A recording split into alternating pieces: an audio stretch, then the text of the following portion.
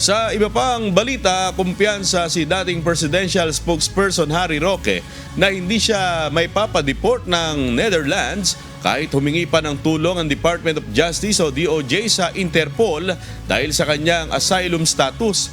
Sinabi ni Roque na wala pa siyang natatanggap na warrant of arrest kaugnay ng kasong qualified human trafficking na may kinalaman sa operasyon ng Lucky South 99 Pogo Hub.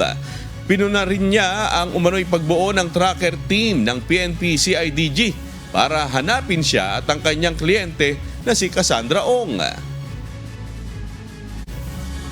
Gayunpaman, bakit po hindi ako natatakot? Kasi ang Interpol po, international police organization.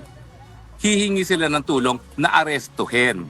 Now, saan pumapasok ang Interpol? Nagbibigay po yan ng notice sa mga bansa na kasapi ng Interpol, kasama po ang Netherlands. So ang gagawin po ng Interpol, hindi po Interpol ang huhuli.